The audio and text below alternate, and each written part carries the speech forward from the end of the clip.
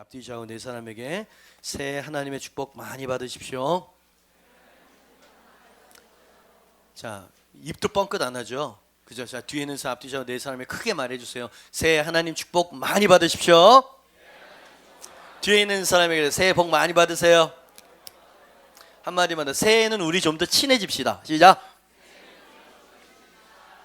그럼 셀에 들어오세요. 시작. 그죠? 그래야 돼요. 아직까지도 교회가 좀 낯설고 서먹서먹하면 안 돼요.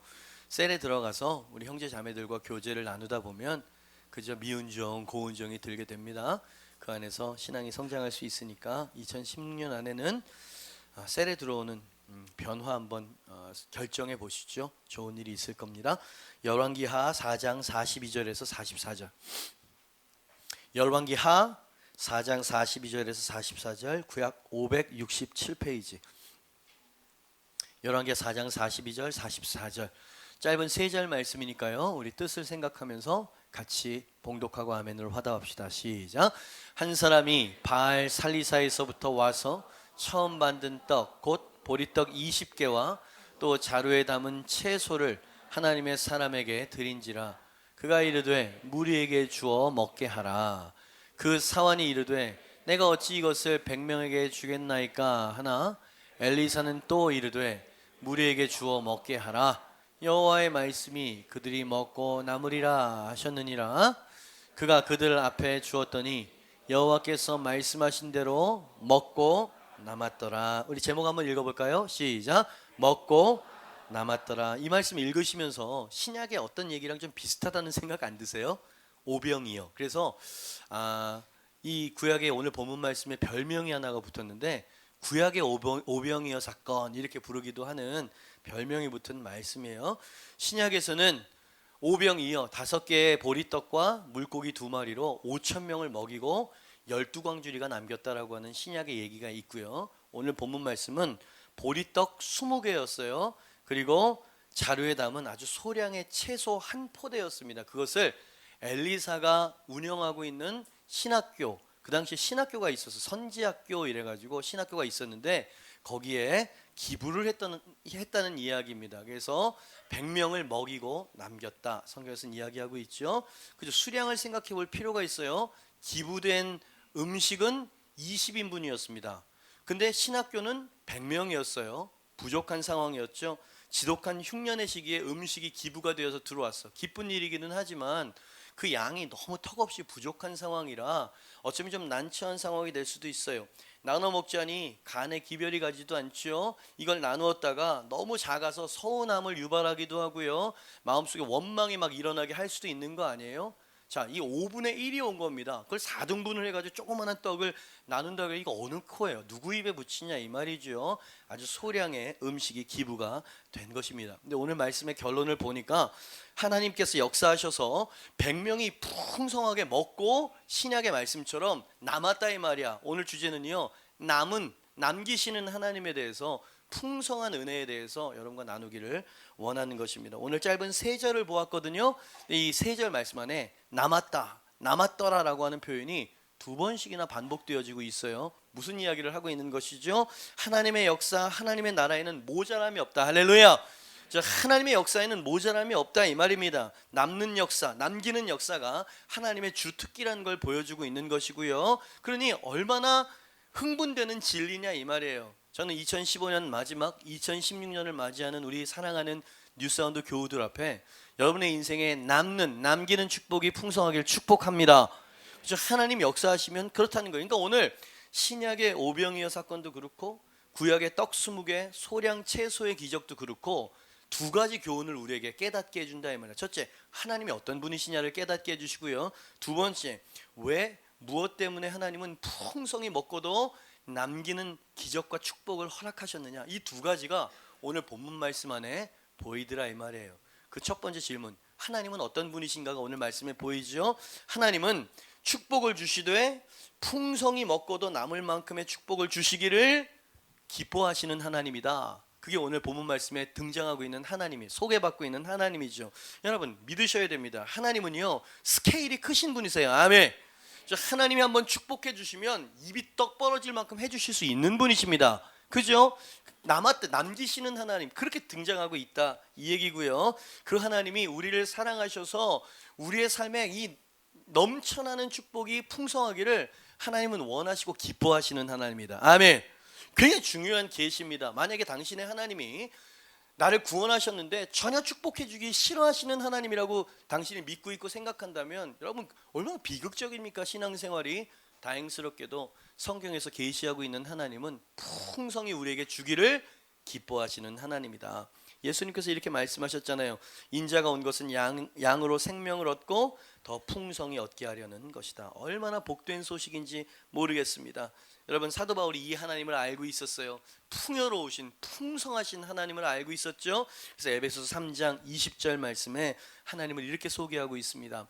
우리 가운데 역사하시는 능력대로 우리가 구하거나 생각하는 모든 것에 더 넘치도록 능히 하실 하나님이시고요. 그렇게 부어주시기를 기뻐하시는 하나님이다. 아멘입니다.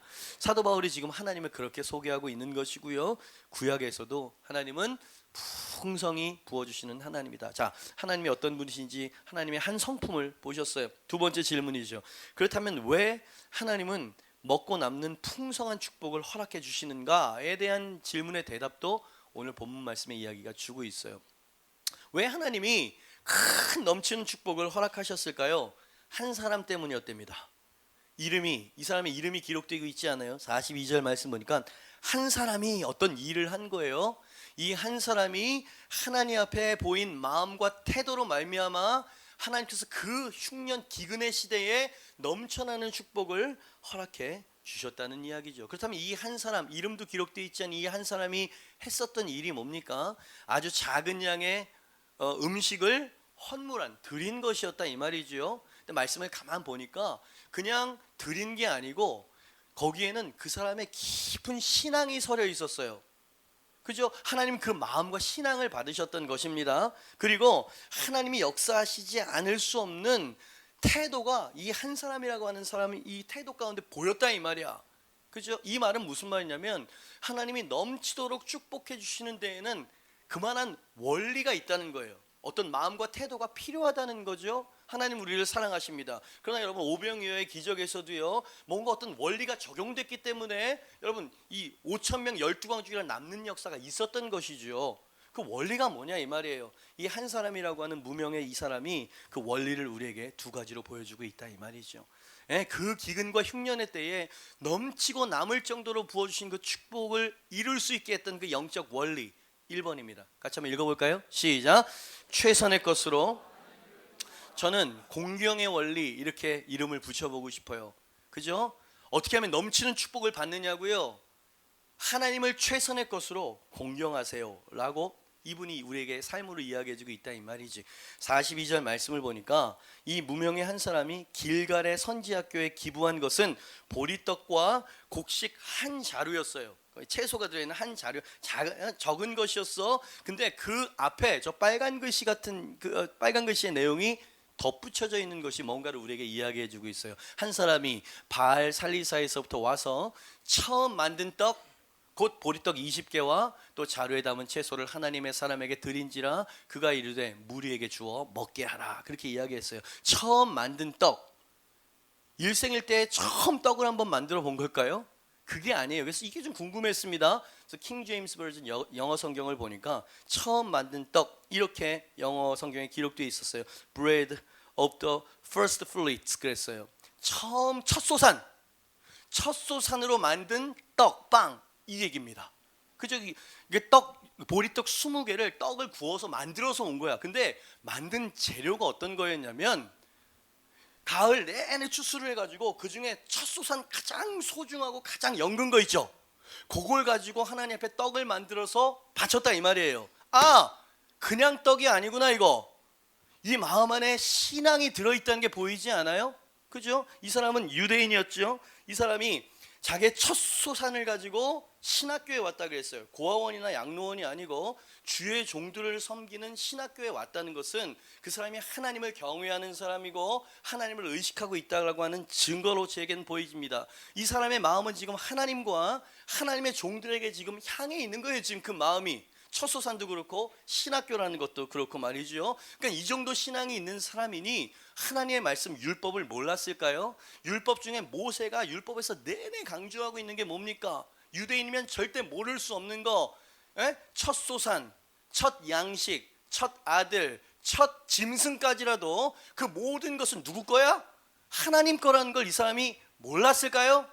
아는 겁니다. 그러니까 이 세 가지 단서를 가지고, 그러니까 처음 만든 떡이라고 하는 이 단어가 이 사람이 얼마나 하나님을 공경하고 얼마나 하나님을 경외하는 사람인지가 드러나게 하는 단서라 이 말이지. 그러니까 이 사람 입장에서 보면 가지고 온 음식은 아주 소량의 작은 것이었지만 이건 그냥 기부하기 위해서 갖고 온 게 아니고 자신의 신앙을 가지고 온 거라 이 말이죠. 여러분, 요걸 하나님이 받으신다는 거예요. 수천 마리의 소의 피를 흘려봐라. 거기에 이 공경하는 사랑이 없으면 내가 그걸 불편해한다 그러셨죠, 그죠? 여러분, 우리 하나님은요 정말 하트풀한 분이세요. 마음이 담겨있기를 원해요. 그죠? 우리의 중심과 동기를 주님은 살피시는 분이라는 거죠. 여러분, 왜 엘리사가 아니었을까? 이 주인공이 엘리사가 있었잖아요. 지금 엘리사의 손에 받쳐졌잖아요. 왜 랍비나 제사장이 아니었을까요? 그들은 종교 지도자 잘 나가는 사람들이었을 텐데 그들 마음 안에 있었던 것보다 이 사람 마음 안에 하나님의 계명과 하나님이 가장 소중히 여기시는 우선순위를 내 것으로 취한 거예요. 그죠? 그래서 가장 소중한 것을 가지고 하나님을 공개하는 순종과 신앙 때문이었고, 두 번째 이유는 하나님이 이 사람의 이 신앙을 보라는 거예요, 우리에게. 그래서 하나님이 이 사람을 선택한 거라 이 말입니다. 샘플로 축복의 원리를 알기를 원해. 하나님이 정말 너에게 원하는 게 어떤 것인지 보기를 원해. 이 무명의 한 사람을 내가 너에게 보여주겠다는 거죠. 이 두 가지 목적으로 지금 42절에서 44절 말씀을 주님이 기록해 놓으셨다는 거죠. 예수님은 그러셨어요. 하나님은 은밀한 중에 보시는 하나님이라고. 저는 오늘 말씀을 보면서 이 한 사람을 바라보시는 하나님의 표정이 보이는 듯해요. 하나님은 이 한 사람을 바라보면서 흐뭇하게 웃으셨을 거예요. 저는 성경에서 하나님 웃었다는 표현을 읽은 적이 없고 예수님이 웃었다는 표현을 읽은 적이 없어요. 그죠? 근데 하나님은 분명히 환히 웃고 계셨을 거예요. 왜냐하면 예수님 말씀하시기를 하나님은 금식할 때, 기도할 때, 구제나 선행을 할 때 잠잠히 안 보는 것 같지만 다 알고 다 보고 다 갚아주시는 하나님이라고 예수님이 하나님을 소개했다면 이 사람이 지금 선행을 쌓고 있는 거 아니에요. 구제를 하고 있는 거고요. 거기에 신앙과 사랑까지 있었어요. 그러니 하나님의 마음을 기쁘시게 했었던 거지. 하나님은 공경을 받으셨고 하나님의 마음이 흡족하여 넘치는 축복이 부어졌다. 심플합니다. 우리가 종교 생활을 하고 헌신을 하고 헌금을 드려도 공경하는 마음 없이 드리는 것일 수 있죠. 예를 들어 보겠습니다. 이제 신정이 되고 구정을 사십니까? 신정을 사십니까? 한 번도 찾아가지도 않은 이 부모님에게 명절엔 안 갈 수가 없어? 저 가는데 그래도 뭐라도 성이라도 표현해야지 하면서 좀 많으면 한 50만 원, 아니면 한 10만 원, 20만 원 이래가지고 딱 쥐어드리고, 그리고 또 이제 몇 달 동안은 또 안 베죠? 나만 그런가? 대부분 현대인들이 그래 살죠. 부모님이 그걸 받으면서도 아는 거예요. 이놈아, 내가 이 20만 원, 50만 원을 내가 원하는 줄 아냐? 매일매일 전화나 한 통이나 해라 이놈아. 제가 자주 듣는 얘기. 그죠? 그냥 돈으로 끝내려고 하는 거예요. 거기에는 여러분 사랑하지 않는 건 아닌데 솔직히 말해서 우린 잊고 살고 있었던 겁니다. 그죠? 하나님은 그런 걸 싫어하신다는 거예요. 과부의 두렉 또는 적은 액수였지만 그 안에 그의 전부와 정말 공경심이 있었기 때문에 하나님은 전부라고 받아들이셨죠. 바리새인들은 수도 없이 갖다 바쳤는데 주님께서는 너 불쾌하다 이렇게 말씀하셨죠. 공경심, 그게 없는 거예요. 하나님에 대해서 의식이 없어요. 별로 생각을 하지 않는다는 이야기죠. 그러니 순수하고 깨끗한 동기에 얼마나 큰 감동을 받으시는 하나님께서 그날 이 한 사람의 신앙에 그렇게 마음이 좋으셨던 거예요. 그래서 징벌 중에도 이게 무슨 말이냐면, 여러분 오늘 말씀을 앞뒤로 이렇게 보니까 이 극심한 시련과 흉년의 이 기근은 징벌적 성격이 있었어요.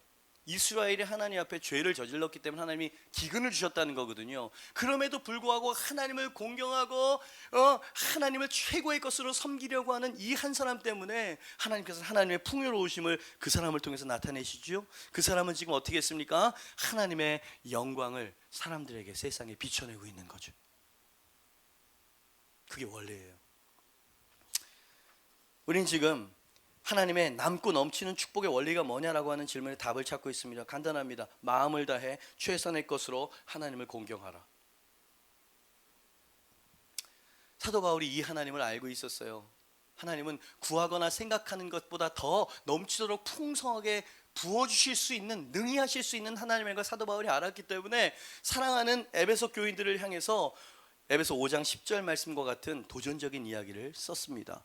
주를 기쁘시게 할 것이 무엇인지 시험하여 보라.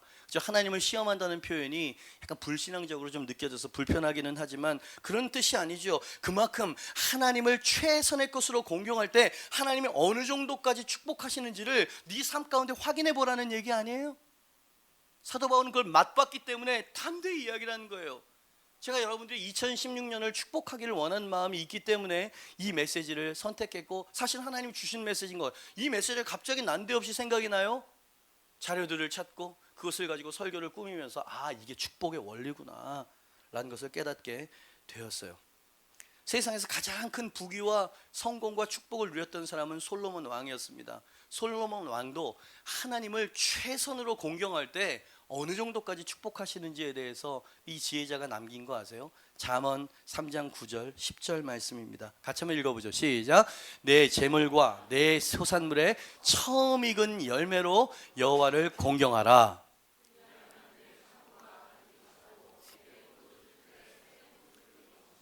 또 넘친다 나오죠. 또 넘치리라 나오죠. 여호와를 공경하라고 하는 표현도 나오고요. 여러분은 원리를 들으셨어요. 원리를 들으셨어요. 하나님을 최선으로 공경할 때 넘치도록 축복하시는 하나님의 원리를 들으신 거지. 감리교단 쪽에 원종수 권사님이라고 들어보신 적 있으십니까? 이분 지금 목사님이 되셨는데요. 이분은 이제 유튜브에 들어가셔서 원종수 이렇게 치시면 아주 유명한 간증 동영상을 보실 수 있을 겁니다. 제가 먼저 섬겼던 교회에서는 1월 첫째 주 주일 저녁 예배에는 전교인이 나와가지고 그 영상 간증 1시간이 넘는 그 영상을 다 같이 앉아서 저녁에 이제 불극장처럼 교회에서 보는 거였어요. 근데 제가 한 7, 8번을 봤는데도 불구하고 너무 감동이 돼. 너무 감동이 돼. 원종수, 지금은 목사님, 권사님이라고 더 유명하죠. 이분은 세계적인 암 전문의 되십니다. 이분이신데요. 예. 암으로 굉장히 유명하신 분이시고요. 권위가 있으신 분이십니다. 서울대 의대를 나오셨어요. 원종수 권사님이십니다. 그죠? 이분에 대해서 간단하게 말씀을 드리죠. 찢어지게 가난한 집안에서 태어나셨어요. 생고생을 하면서 어린 시절을 보내죠. 근데 신앙심이 좋은 어머니로 말미암아 제대로 된 훈련 2가지를 받았어요. 이것이 축복의 원리라고 그는 간증하고 다닙니다. 첫째, 어릴 때부터 얘를 데리고 새벽 기도를 나가셨어요. 아주 믿음이 좋으신 어머니였죠. 데리고 왔어요. 그리고 단 몇백 원이라도 꼭 이 어린아이 손에 11조를 들려보내가지고 11조를 바치는 훈련을 했다는 거예요. 그죠? 이게 자기 간증이 그래요. 그죠? 그래서였을까요? 서울대 의과대학을 아주 우수한 성적으로 입학을 했어. 근데 고3 때 몸은 좀 약하고, 그죠? 먹는 것이 부실하니까 피곤하고 막 이래가지고 새벽 재난에 가가지고 이렇게 졸며 기도하며 이러는데 그 추운 날, 지금처럼 추운 겨울이었대. 갑자기 이게 환상인지 아니면 하나님 뭐 어떤 건지, 종수야 내가 너에게 뭐 해주기를 원하니, 이런 음성이 들리더래. 그래서 어디서 주워 들은 거 있어가지고 솔로몬처럼 지혜를 주세요 그랬다는 거예요. 지혜를 주세요 그랬다는 거예요. 그래서 주셨는지 어땠는지 그냥 뭐 그러면서 있는데, 수능 당일날 자기가 공부를 좀 하잖아요. 그래서 했는데 모르는 것들이 많더래. 가지고 하나님 지혜 주신다 그랬지. 간증 들어보면 다 나옵니다. 지혜 주신다 그랬잖아요. 그랬더니 이 머릿속에 책이 하나, 예를 들어서 이제 과학 시험이면 과학 책이 딱 보이는 거야. 그래서 이 문제 잘 모르겠는데 그러면 팍 넘어가가지고 그 문제의 답이 있는 페이지가 열리더라는 거예요. 아멘 안 나오죠, 그죠? 그죠? 여러분, 자기가 그렇다는데, 예? 그래가지고 아주 우수한 성적으로 서울대 의대에 들어갔어요. 공부를 잘하니까 개인 과외를 해가지고 만져보지 못한 돈들을 이제 만지기 시작하잖아요, 그죠? 그래서 첫 월급 봉투를 가지고 이게 평생 고생한 우리 호르몬이, 예? 고기라도 좀 사드리고 싶고 옷이라도 좀 사드리고 싶어가지고 그냥 단숨에 집에 들어가서 엄마한테, 엄마 첫 월급이에요, 엄마 받으세요 그랬더니 엄마가 딱 받으시더니 땅에 뚝 떨어뜨리시더라는 거야. 그래서 이거 주스려고 하니까 어머니 뭐 하시는 거예요? 이렇게 물어보는 장면이 나와야겠다. 엄마 하시는 말씀, 하나님의 돈은 오래 만지면 안 돼. 첫 월급은 누구 거지? 하나님 거라는 거 알지? 아들아, 주님께 드리자. 마음이 쓰리죠. 가난하고 이제 첫 월급인데 그냥 엄마 말씀에 순종하면서 딱 갔다 바쳤다는 겁니다. 얼마 후에 학교에서 장학금을 탔어요. 또 들뜬 마음으로 어머니께 딱 왔는데 또 땅에 뚝 떨어뜨리시는 거예요. 이 원종수 권사님이 이 대학생이 그렇게 말했다는 거 아니에요. 어머니, 하나님을 공경하는 것도 좋지만 우리도 좀 살아야 되는 거 아닙니까? 어머니는 인자한 표정으로 늘 똑같은 말씀만 되풀이하셨다는 거예요. 그렇게 여러분 인터넷 들어가서 월급 받으면 그건 또 첫 봉급이야. 예? 뭐 의사가 또 언제나 첫 것은 땅에 떨어진 다음에 제단에 올려지곤 했다는 거예요. 그죠? 습관처럼 마음에 들진 않았지만 어머니의 신앙을 아니까 그렇게 순종을 했다는 이야기죠. 그분의 간증을 다 제가 여러분에게 말씀드릴 수는 없지만 그래서 그랬을까요?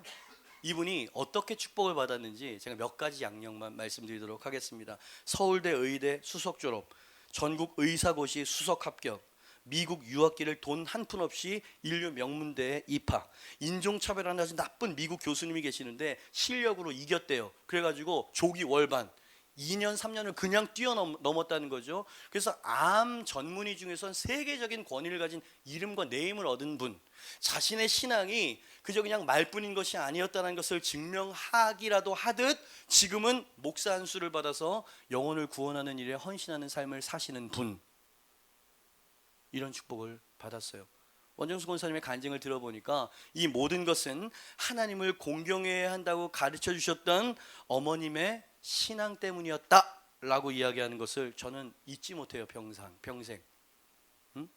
여러분, 본의 아니게 저는 물질적인 어떤 지금 예화를 들었습니다. 저는 이 어떤 예화를 하면 성도들이 좀 이해를 할까? 하나님을 공경하는 것이 얼마나 중요한지 어떻게 이해를 할 수 있을까? 우리 성도들, 제가 알고 있는 성도들의 삶을 생각해 봤는데 원종수 목사님만한 사람은 아직 보이지 않았어요. 그러면 내가 알고 있는 역사적인 인물 중에서도 그런 사람이 있을까 생각해 봤을 때도 원종수 목사님만한 분은 없었어요. 그래서 원종수 권사님에 대한 말씀을 드린 겁니다. 예? 여러분, 저는 물질에 대해서 이야기를 하는 게 아니에요. 성경과 제가 지금 이야기하는 건 뭐냐면 헌금에 대해 말하는 게 아니라 최선의 것으로 하나님을 공경했느냐라는 것을 묻고 있는 것이에요. 여러분, 여러분의 자녀가 원종수 목사님처럼 그렇게 되기를 원하시죠? 예? 서울대 괜찮아요. 연대 고대는 어떻게 좀 안 될까? 이대는 좀 안 될까? 저는 여러분에게 묻고 싶어요. 이 아이가 하나님을 공경하는 삶을 살 수 있도록 하고 계십니까? 이게 하나님의 우선순위예요. 성경에서는 그렇게 가르치고 있어요. 근데 이것을 가르치지 않고 주일날 나가지도 않고 때로는 신앙생활 막 지 멋대로 하고 막 이렇게 형식적으로 하면 좀 때려서라도 정신을 차리게 하고 하나님을 경외하고 공경하도록 만들어야 될 거 아닙니까? 근데 그거는 싹 하고 돈으로 다 하려고 해요. 학원 좋은 데는 다 보내고, 자, 공부는 좀 할지 모르지만 인성이 이상해질 겁니다. 그죠? 그래서 유대인들이 왜 그렇게 잘 되는 줄 아세요? 하나님을 공경하고 경외하도록 가르친다는 겁니다. 가정에서 토라를 가르치고, 예? 매주 금요일마다 샤밧이라고 해가지고 모여가지고 주님의 안식을 같이 누리고, 그죠? 이러면서 막 가르치는 거예요. 그런 걸 막 가르치니까 얘네들이 하나님 공경하는 게 그냥 몸에 배 있어. 그러니까 하나님의 축복이 흘러올 수밖에 없다는 거예요. 성경에서 그렇게 가르치고 있는 것이죠. 우리도 모르는 사이에 교회 안에 세속주의가 많이 들어온 거 아닙니까? 너무 하나님 없는 성공주의가 많이 들어온 것이 아니냐는 거죠. 왜 하나님은 민족적 기근 상황 속에서 이 한 명의 무명의 성도를 기적의 주인공과 하나님의 영광의 반포자, 그렇지, 증거자로 삼으셨을까요? 대답은 최선의 것으로 하나님을 공경했기 때문이다. 솔로몬이 1,000번제를 드렸어요. 1,000마리의 아주 흠이 없는 제물 1,000마리. 여러분, 양만 1,000마리여도요 그 피가 강을 이룰 겁니다. 그 하나님을 공경했던 거야. 그가 타락했지만 타락하기 전에 하나님을 너무 공경하고 사랑해서 그냥 그거를 쫙 드리는데 밤에 꿈에 하나님이 그 너무 흡족하게 영광을 받으셨잖아요. 그래가지고 꿈속에 나타나셔가지고 노래를 부르셨답니다. 소원을 말해봐, 이렇게. 그때 이 솔로몬이 지혜를 주세요. 이거는 대대박이었어. 대대박. 예? 물질 좀 어떻게 좀 안 될까요? 예? 주변에 있는 이 강대국들을 제 손에 그냥 확 귀합할 수 있도록 권위를 주세요. 이런 거 안 구하고 당신의 백성들을 이 어린 소년과 같은 자가 어떻게 다스립니까? 당신의 지혜를 주세요. 하나님이 깜짝 놀라셨어요.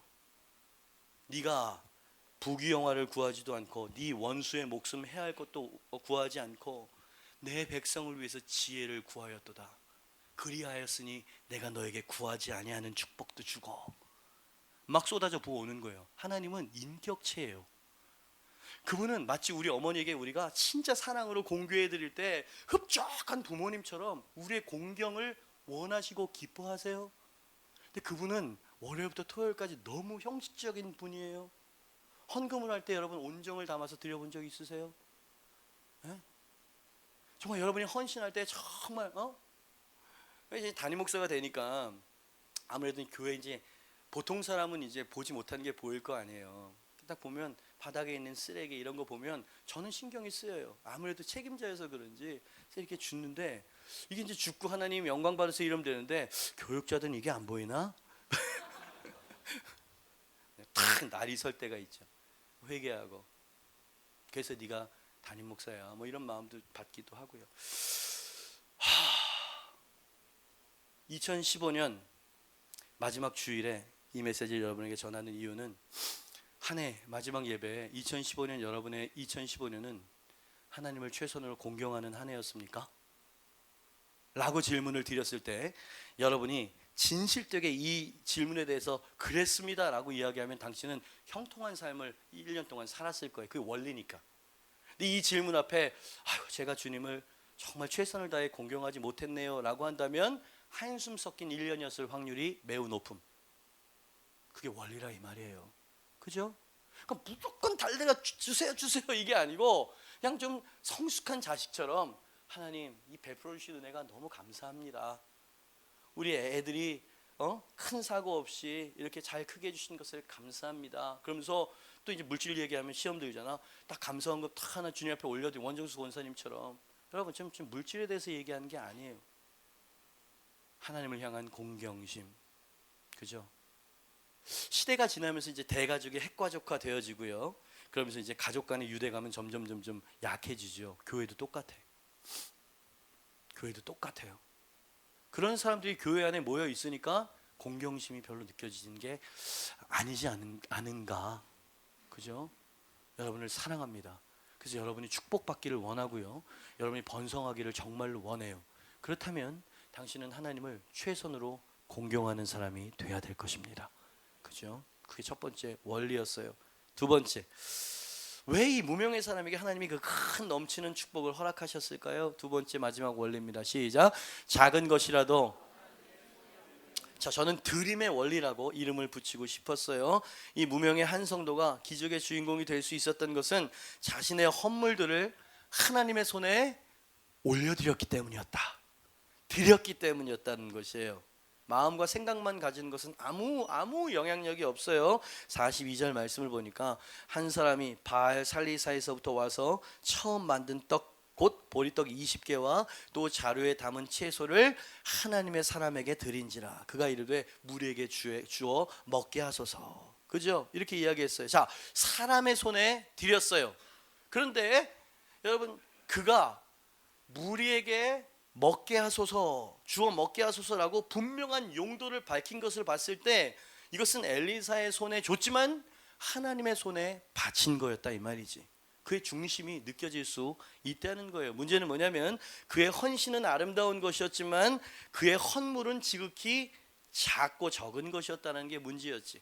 마치 오병이어를 가지고 5천 명이 어떻게 턱이 없죠. 이 사람의 헌물도 5분의 4가 굶어야 되는 거야. 그죠? 100명이었는데 20인분을 갖고 오면 나머지 5분의 4는 굶어야 되는 이게 문제였다는 이야기죠. 작고 모자랐습니다. 사람들이 원망할 수 있다는 말씀 드렸어요. 게다가 엘리사의 종이 아주 믿음의 불을 확 꺼뜨려 버리는 이야기를 하는 거예요. 이 사람 앞에서.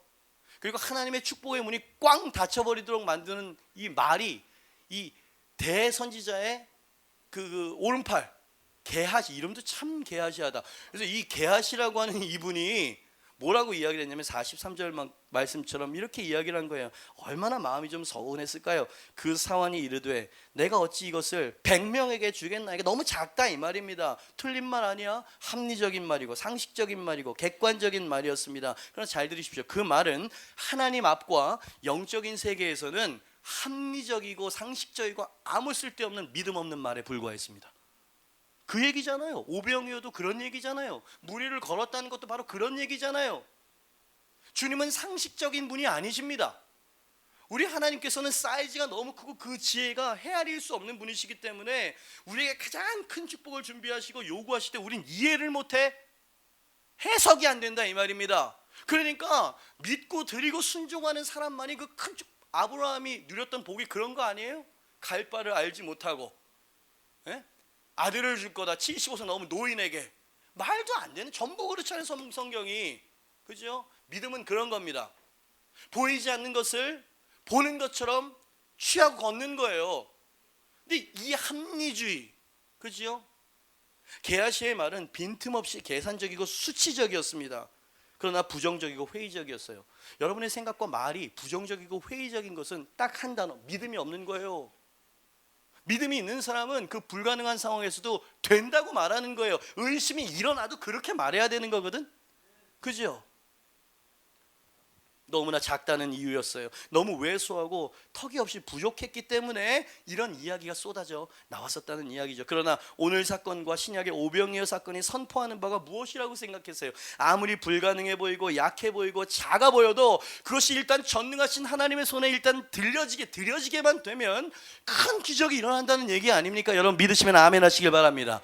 그냥 기적이 아니었어요. 여러분 풍성한 기적이었어요. 차고 넘치는 기적이었어요. 먹고도 남는 기적이었습니다. 아멘. 저는 이 기적이 필요해요. 저는 이 기적을 받아야 되겠어요. 할렐루야. 그러한 차고 넘치는 먹고 풍성히 남기는 기적은 그것이 아무리 작은 것일지라도 하나님의 손에 들여질 때, 바로 그때 하나님으로부터 주어지는 축복이라는 얘기예요. 이 사람이 그걸 한 겁니다. 그걸 한 거예요. 흔히 사람들은 작은 것에 무한한 가능성이 숨어 있다는 것을 믿지 못하는 경향이 아주 많습니다. 작고 하찮아 보이는 것을 별 기대하지 않죠. 자신이 너무 작은 것만 가지고 있다고 생각하는 사람들은 자신을 초라하게 생각해요. 그래서 그것을 하나님의 손에 드리려고 하는 시도조차 하지 않아요. 왜? 나는 너무 작은 사람이고 너무 작은 것만 갖고 있고 그래서. 그죠? 작은 것에 대해서 경시하는 이 분위기. 그러나 여러분 하나님 나라의 원리가 뭔지 아세요? 성경 전체에서 이야기하고 있는 하나님 나라의 원리는 작은 것이 하나님께 드려졌을 때 큰 기적과 축복이 일어난다는 거예요. 할렐루야. 여러분 제가 성경 여기저기를 6가지만 적어봤습니다. 그 샘플을, 작은 것을 통해 하나님이 얼마나 큰 역사를 이룰 수 있는지. 여러분 제가 머릿속에만 이게 20가지가 넘어 시간 관계상 다 적지 않았어요. 하나님은 손바닥만한 작은 구름, 그 작은 구름 속에서 큰 비의 징조를 나타내셨던 하나님으로 계시되고 있어요. 누구 얘기입니까? 엘리사의 스승 엘리야의 이야기예요. 손바닥만한 작은 구름. 17살짜리 작은 아이 다윗이 2m 90cm의 거인 골리앗을 쓰러뜨렸어요. 작은 자가 큰 자를 쓰러뜨렸군요. 하나님은 지극히 미약한 작은 자, 우리 지파 중에 가장 작은 지파 중에 가장 작은 자라고 스스로를 말했던 기드온에게 하나님의 용사여 이렇게 불렀어요. 작은 자를 용사로 만드시는 하나님.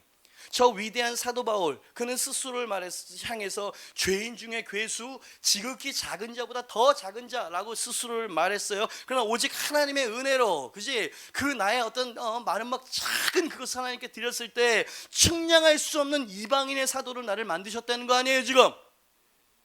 성경 그런 이야기로 가득 차 있어요. 예수님께서는 겨자씨 하늘만큼 작은 믿음이 있어도 산을 바다에 옮길 수 있을 거라고 말씀하셨어요. 예수님 말씀입니다. 네가 작은 일에 충성하였으니 내게 큰 일도 맡길 것이다. 예수님 말씀이었어요. 아이가 내게 오는 것, 이 작은 아이가 내게 오는 것을 금하지 말아라. 천국은 이런 자의 것이니라. 아멘. 작은 자에게 주어지는 천국. 누룩은 작은 것이로되 그가 밀가루 안에 이스트처럼 부풀리는 역사가 있을 것이다. 주님이 하신 말씀. 그러니 당신이 포기하고 아멘 소리가 안 나오는 건 뭐냐면 믿지 못하는 거예요. 믿음이 없어요. 이 하나님의 성품과 사이즈와 하나님이 역사하시는 원리를 믿지 못하는, 왜? 당신은 가다가 주저앉았고 주저앉은 만큼 당신은 손해봤다는 느낌이 들고요, 하나님께서는 아무것도 안 한다고 단정을 지어버렸어요. 흥분하면 안 돼. 하나님의 모든 쓰임받고 축복받았던 사람들이 시련이 없던 사람이 있었으면 저한테 말씀해 주세요. 당신이 지금 겪고 있는 것의 수십 배 수백 배였어요. 아브라함, 모세, 다윗, 요셉, 베드로, 모든 사람들이, 여호수아, 모든 사람들이. 근데 그게 없기를 바라세요? 하나님은 이 원리를 붙잡고 있는지 붙잡고 있지 않은지를 대보시는 하나님이십니다. 그러니까 여러분, 히말라야, 영화 좀 보고 싶어. 우리 셀리도 같이 한번 좀 봅시다. 네, 히말라야에 올라가려면 올라가다가 어느 정도 올라가면 내려갈 수도 없어. 내려가다 죽어요. 그러니까 주님은요, 하나님을 의지하면서 끝까지 보물을 향해서 가라는 거예요. 아까 오직 의인은 믿음으로 말미암아 살리라, 여러분 찬양하셨어요? 오직 믿음으로 내가 살리라 마음으로 찬양하셨냐고요. 그 말은 무슨 말이냐면, 역경과 시련 보이는 대로 느껴지는 대로 받아들이지 않고 주님만 바라보면서 나가겠다는 얘기예요. 이 투쟁이 있으십니까? 이 작은 것을 하나님께서 큰 축복으로 바꾸실 수 있다는 믿음이 당신에게 있으시냐 말이야. 내 시작은 미약하였으나 네 나중은 심히 창대하게 될 것이다. 우리 하나님의 원리. 제가 디사이플스를 할 때 일반 가수들이 선호하는 공연장에서 한번 해볼 수 있는 그런 기회가 있었어요. 멜로낙스라고 저기 광진구에 있는 큰 공연장이었는데, 그때 소녀 가장들을 우리가 기부하고 좀 돕자, 탈북 청소년 아이들 너무 힘들게 살아간다, 우리가 좀 돕자, 이런 캠페인을 하는 공연이었어요. 앨범이 나오고 막 이래서 저를 좋아하는 팬들이 와 공연한다니까 좋아하는데, 기독교 문화는 참 이상해. 한 2주 전까지 진짜 티켓을 안 사줘. 그 10,000원짜리 티켓을. 그죠? 기부를 하려고 하는데 2주 전인데도 불구하고 아니 몇백 장이 안 나간 거예요. 뭐 몇백 장이면 100여 장이 안 나간 거예요. 이 시장이 그렇거든요. 다 올 거면서 결국에는. 그러니까 좀 미리 사주세요. 우리 교회에서 뭐 한다 그러면 미리 좀 씨앗도 좀 심어주시고 이래야 믿음이 생겨서 하지. 너무 마음이 힘들었어요. 제가 목요 찬양 2번 나온 목요 찬양 때 그래서 막 호소적으로, 여러분 제가 이렇게 하나님이라면서 어려운 적이 없었습니다. 여러분 같이 합시다. 이 사람들 도와줘야 돼요. 안 움직이는 거예요. 사람들이 절대로 안 움직여요. 네? 근데 그 예배가 마치고 저는 아직도 얼굴이 생각이 안 나는데 어떤 여자였던 것 같아요. 막 정신없이 막 사람들 만나고 기도해주고 막 이러고 있는데, 있잖아요, 이런 종이를 이렇게 접어가지고 이렇게 딱지처럼 적어가지고 메모지 이렇게 주는 거, 그걸 딱 주고 가는 거예요. 그래서 이게 뭐냐 했더니 벌써 뒷모습이 보이고 없어져 버렸어. 이게 뭔가 싶어가지고 다 정리하고 집에 가가지고 이제 이걸 딱 열어봤더니 11,100원이 들어있어요. 11,100원. 10,000원짜리 가운데 100원을 넣고 꼬깃꼬깃 해가지고 거기다가 딱지 안에다 딱 집어넣어가지고 편지를 써서 저한테 주는 거예요. 그 내용을 딱 봤더니, 목사님, 저는 목사님께서 지금 말씀하시는 소녀 가장이에요. 부모님은 돌아가셨고 밑에 동생 둘을 혼자서 키우고 있습니다. 저는 정말 어렵게 살아가는데 저 같은 아이들을 돕겠다고 목사님 앞에서 하는 걸 보면서 나와 비슷한 처지에 있는 아이들을 위해 내가 뭐라도 해야 될 것 같아서 아주 작은 금액이지만 제가 11,100원을 드립니다. 어떤 사람에게는 말도 안 되는 작은 금액이겠지만 그 11,100원은 저에게 2달치 생활비예요. 2달치 생활비예요. 제 방에서 그냥 펑펑 울었어요, 제가. 에? 아니, 부자들은 뭐 하고 있는 거였어? 에? 이 찬양 문화를 즐기면서 은혜 받고 인생이 바뀌었다고 하는 사람들은 뭐 하고 있어? 근데 이 소녀 가장 말도 안 되는 애가 2달치 생활비를 갖고 왔어? 너무 감동이 돼가지고 그걸 찍어가지고 제가 페이스북에 올리고 이 스토리를 쫙 썼어요. 그리고 주변의 어른들한테, 왜 이 사업하는 분들 막 이런 분들이 왜 조찬 기도회나 뭐 아침에 왜 신우 이런 거 있잖아, 있는 대로 소개를 해달라고 했어요. 나도 막판까지 최선을 다하겠다고 그러면서 저기 나야가라 호텔 그 밑에서 다음 주 월요일 날 뭐 장로님들 뭐 사업하는 분들이 모인대. 그래서 가가지고 그 새벽에 기타 들고 가가지고 쉰 목소리로 생명이 또, 아무도 은혜를 안 받아. 에? 뭐야? 제가 설교를 간단하게 하고 그 편지를 읽었습니다. 제 2달치 생활비예요. 한 5초 정도 숙연해지는 거예요. 그래서 이 장로님들이 울기 시작합니다. 그래서 어떻게 도우면 돼요? 어떻게 후원하면 됩니까? 그제서야 제가 페이스북에 올린 그 글을 보고 전국에서, 저는 가지 못하지만 제가 티켓 3장을 사죠. 심지어 외국에서도 그렇게 입금이 된 거 아세요? 여러분, 우리는 산을 정말 바다에 빠뜨릴 수 있는 사람은 못 될지 몰라요. 물리적으로. 그러나 이런 스토리가 산을 바다에 빠뜨리는 거 아니에요? 이 작은 것이 만백 원이 들여졌을 때 사람들의 마음이 움직여서 하나님 앞에 영광을 올려드리는, 이것이 오병이어의 기적이 아니에요? 하나도 주님 앞에 드리는 것이 없이 내 축복은 고사하고 하나님께 돌릴 영광조차 없는 거죠. 어제 이 교회 개척 멤버 중에 제 영적 아들 같은 녀석이 지금 여기 이 자리에 있는데, 뭐 연말 무슨 공연을 해요. 이제 가수를 한다고 이렇게 해서 제가 한 번도 못 가봐가지고 미안해서 제가 이제 설교 준비도 바쁘지만, 근데 우리 아들, 영적 아들 같은 녀석에게 가서 격려해주고 싶어서 우리 와이프랑 갔어요. 근데 얘가 전도사더라고. 첫 멘트가 크리스마스 뭐 어쩌고 하면서 우리 같이 교회 어쩌고 이야기하면서, 이래도 되니? 내가 생각할 때. 그러면서 이 아이가 정말 그 안에 하나님을 전하고 싶고, 그러면서 여기에서 수익금이 나고 음반 판매되어지는 것은 소년 가장들이나 저기 편부모 가정에 있는 이 소외된 아이들을 이 시와 뭐 구청인가 여기랑 이게 연계가 돼가지고 걔네를 돕는 자선 공연이라는 얘기를 들으면서 역시 내 영적 아들이다, 이런 생각이 들었어요. 당신은 주님 앞에 어떤 것을 드리고 계신가요? 주일날 헌금했는데요, 11조 하고요. 그게 최선으로 공경한 건가요? 아닌가요? 요게 원리입니다. 하나님은 로봇가 아니시기 때문에 아무리 작은 것에도 최선을 다해서 하나님 앞에. 몽골인가요? 어느 교회에서 교회 성전 건축을 하는데, 가난하잖아요 몽골이. 근데 몇 억인가가 이제 나온 거예요, 성도들의. 그 가난한 사람들이. 근데 이제 더 필요한데 거기서 이제 재정이 이제 말라버렸대요. 목사님도 푸시를 못하죠. 그냥 기도만 하는데, 어느 장로님인가 대표 기도 때 그렇게 기도를 하시더래요. 사랑하는 주님, 제가 최선을 다해서 드렸습니다. 더 드리고 싶은데 이제 더 이상 드릴 게 없습니다. 그러더래요. 그러니까 성도들이 다 우는 거예요. 다 울어. 다 울면서 똑같은 마음.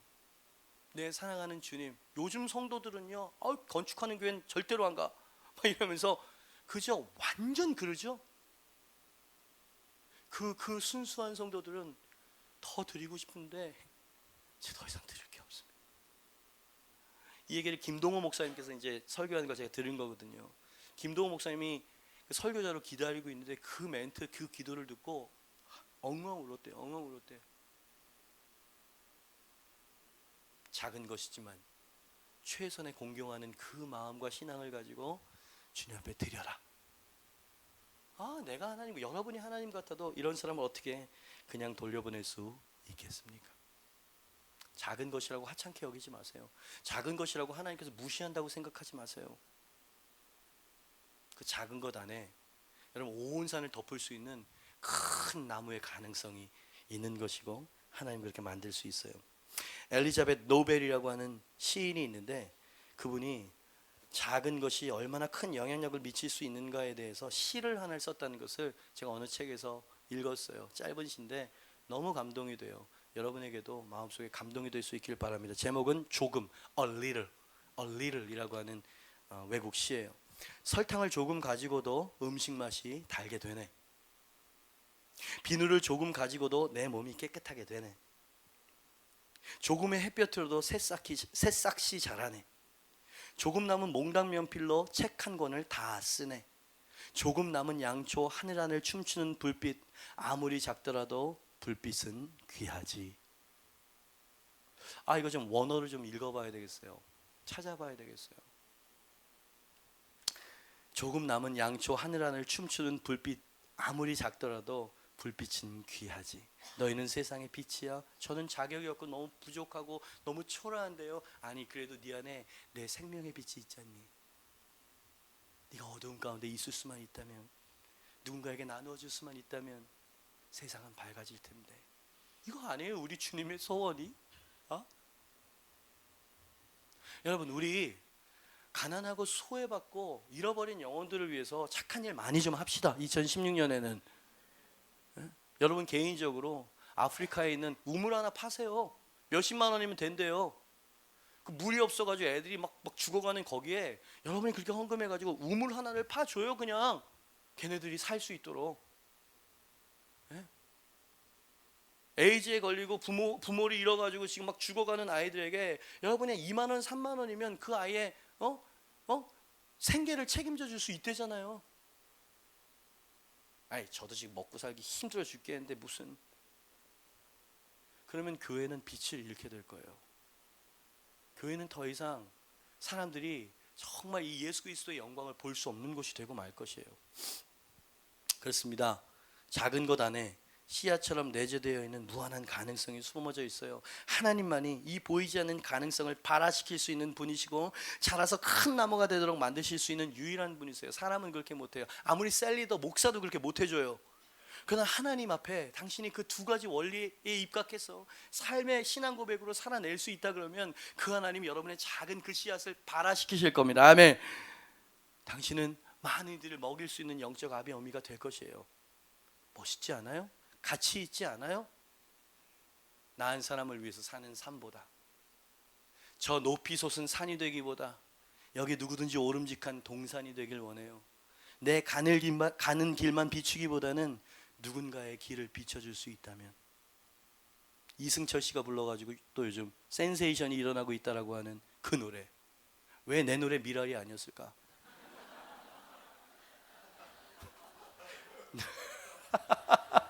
너무 세? 날 죽여주셔서 너무 세?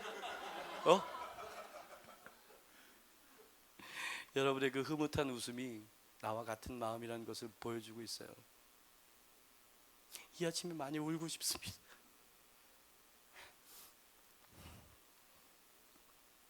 왜 나는 이렇게 주님을 의지하지 못하고 신뢰하지 못하는 걸까요? 누군가가 힘들어하고 시험 들었다는 이야기를 들으면 그냥 가슴이 철렁 내려앉아요. 어떻게 해야 되지? 하나님이 하실 거죠. 하나님을 신뢰합니다. 이렇게 나가야 되는데 막 그냥 일렁이는 파도와 같을 때가 얼마나 우리는 많아요. 주님만 바라보는 거지. 당신이 나의 주님이라고 고백하는 그분.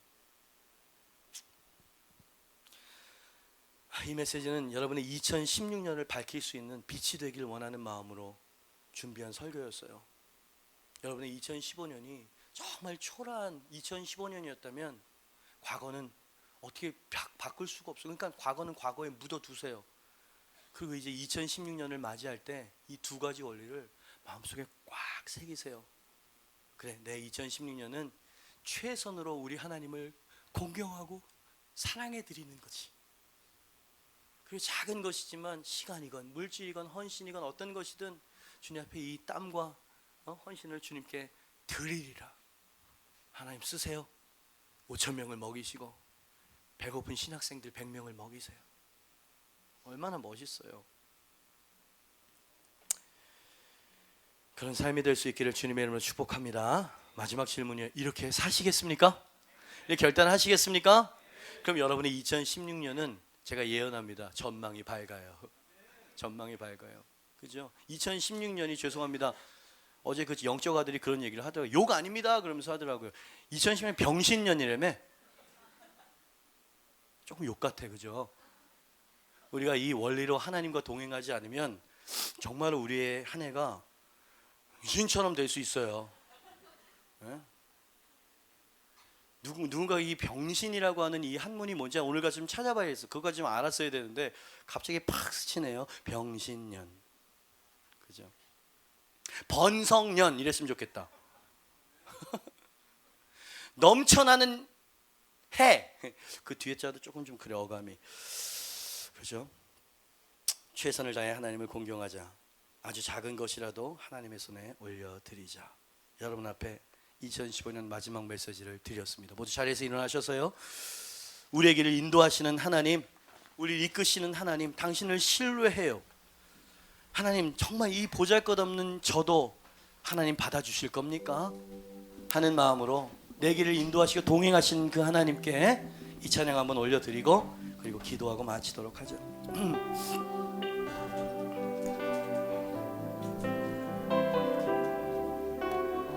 나의 가는 길 주님 인도하십니다. 나의 가는 길 주님 인도하시네. 그는 보이지 않아도 날 위해 일하시네. 주 나의 인도자 항상 함께 하시네. 사랑과 힘 베푸시며 인도하시네.